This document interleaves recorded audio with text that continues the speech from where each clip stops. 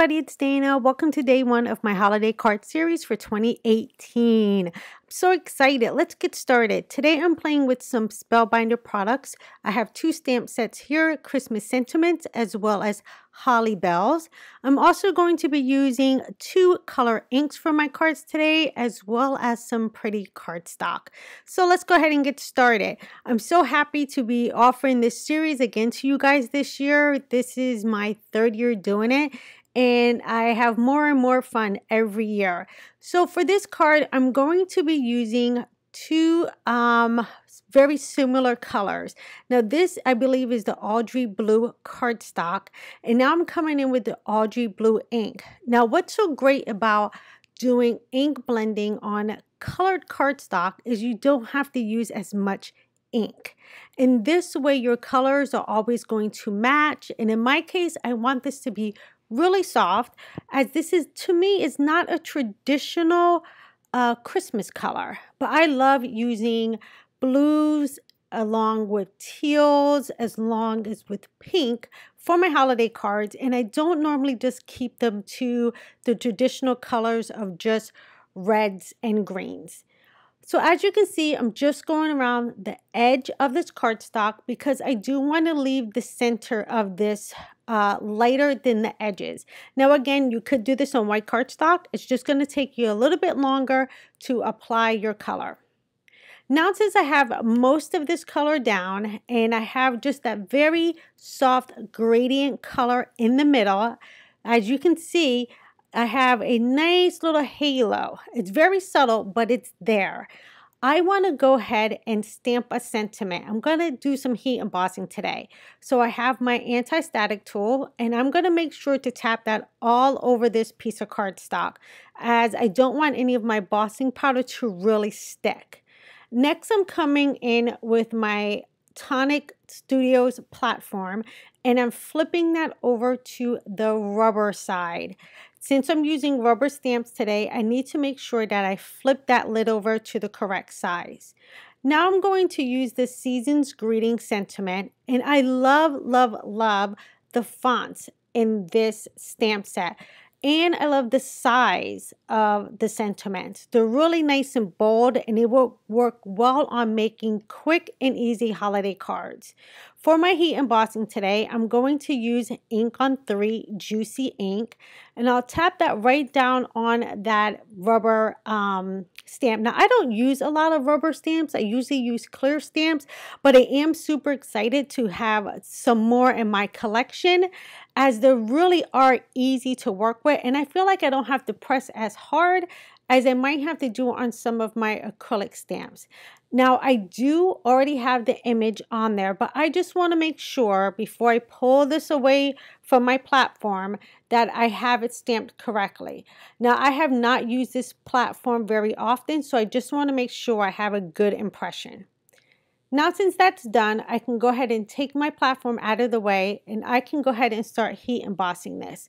I am using Gold Rush embossing powder from Ink on 3, which is my favorite. It's my go-to for all of my holiday cards. I'm going to sprinkle some of that on there and then lightly tap or flick my cardstock to remove any extra embossing powder that was sitting there. Now, anytime you do ink blend, you do want to make sure that your cardstock is not wet. Otherwise, you're going to get really big clumps where you don't want it to be. Just going to clean it up a little bit, and I'm going to warm up my heat gun before I bring it to my cardstock.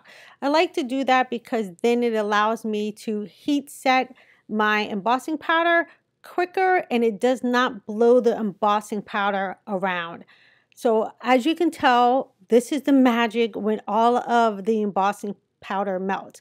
I've told you guys this before. I love watching this. It's like Christmas to me every time I work with embossing powder. Now, since I have that nicely done, then I can go ahead and show you how gorgeous this color is. Isn't it beautiful? And it works so well with this teal color. Now, I could have just left this card as is, but I wanted to add in some of the bells from the Holly Bells stamp set. So for this, I'm not going to have to use my platform. I'm just pulling out one of my acrylic blocks, And I'm also using that juicy ink again. And I just want to stamp a few of these. I don't want to go overboard with this, but I do just want to ground that sentiment. So I'm going to stamp one right here in the right corner. And I think I'm going to also stamp one over in the left corner. This way it just gives me an odd number of images on this card panel. Next, I want to go ahead and sprinkle on some embossing powder. I'm using the same exact embossing powder throughout all the cards that I'm going to create today. So I'll sprinkle that on the edges, wipe off any excess that might have wanted to hang around, and then I can go ahead and heat set this as well. And look how stunning all of that looks. That gold really works perfectly with this teal. Now we can go ahead and start putting this card together. Now I have two cards for you today. One using this teal color combination, and then the other one's using the two colors I showed you earlier. So for this, I'm just going to mount this on a white card base, and this is Neenah 110-pound cardstock. And I'll just use my ATG gun, which seems to be the my go-to for card making. And I'll center that right onto the card panel and press that down. Now, since this is done, I do want to add just a couple of things to this. I don't want anything to overpower it, so I'm just going to use some flat back gems just to bring in a tad bit more of that gold. I'm using my Gina K Connect glue for this, and I'm also using one of my newer, and I say newer because I have 3 of them now, newer jewel picker that I found off of Amazon. So I'll just press that last one in place, and that is going to be card number 1, a very clean and simple holiday card. Okay, so let's get to card number 2. I'm going to also do some ink blending on this panel as well.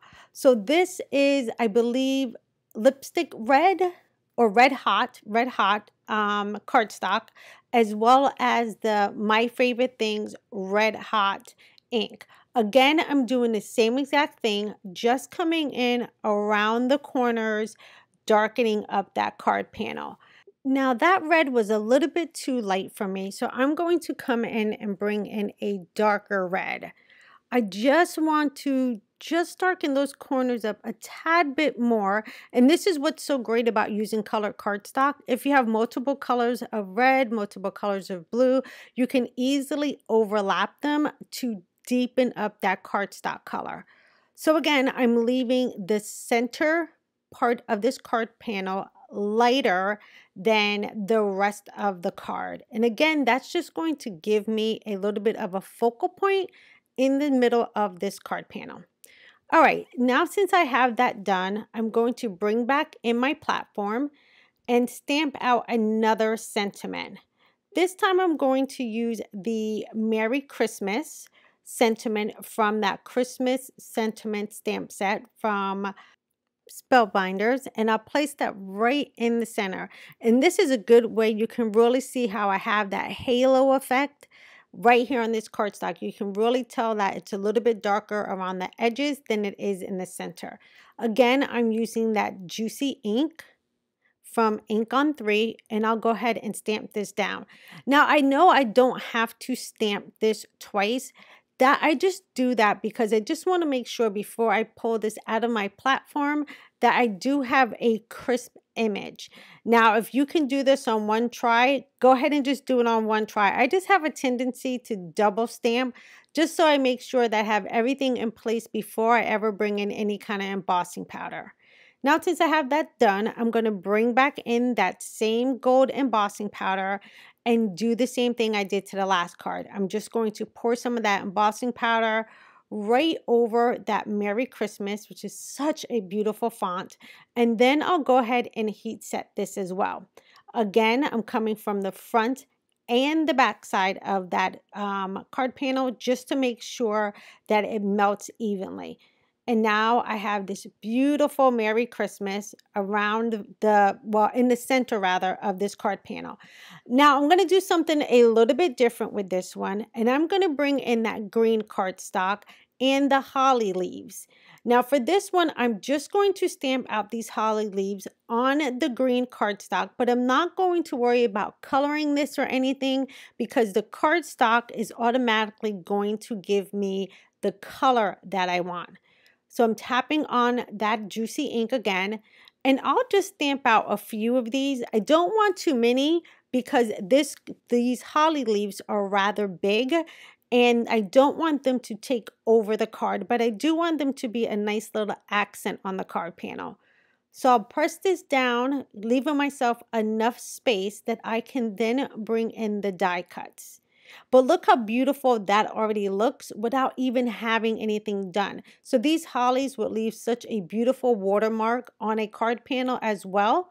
But we're going to use these and step up our red panel instead. Now, since I have these heat embossed, I'm pulling out the matching die. Now, within this kit, and I'll have everything linked below, you get the stamped images as well as the die cuts in this one package. I prefer to use washi tape just to hold my die cuts in place when I run them through my embossing machine. Because I have a tendency, or my die cutting machine, because I have a tendency to have warped plates, I want to make sure that these don't shift once I run them through. Okay, now it's time to start putting the card together. Again, I'm using Neenah Solar White 110-pound cardstock for my card base. And as you can see, I trimmed down this panel just a little bit so I can have myself a nice white border. Now I'll use my grid mat to make sure I get everything lined up perfectly. And then I can go ahead and press down that card panel. Again, this would be very pretty by itself, but I'm going to bring in those hollies that I cut out. And look how beautiful I get this gorgeous pop of green on this card panel. And then these leaves really frame out that sentiment. So right now I'm just playing to see what orientation I want these leaves to be in, so I'm not actually covering up any of that beautiful sentiment. And since I cut down this panel, I have just enough room to make sure that this does not overlap onto my base. Now, since I have them where I want it, I'm going to use some 3M foam tape. Now, I do have a thicker roll of 3M foam tape, so I'm just going to cut this down the middle, just so I have enough to place down both edges of these hollies onto this card. So now I can go ahead and place this in place. I'll just peel off the backers. And then this is going to perfectly frame out that Christmas sentiment. And look how easy this was to make your holiday cards. You can totally mass produce both of these cards and get them out in the mail and out to your loved ones and your friends in no time. Now, do remember, I'm going to be having a few videos this year, actually a little bit more than I've had previous years. So make sure, if you haven't subscribed, to hit that subscription button as well as hitting that bell so you don't miss when my cards go up. All right, now I can just go ahead and peel this piece off and then place that across the top. And these two cards are done for today. Thank you guys so much for hanging out with me this year. Here are the two finished cards in all of their glory. I will see you guys in another video soon. Take care, everybody. Bye-bye.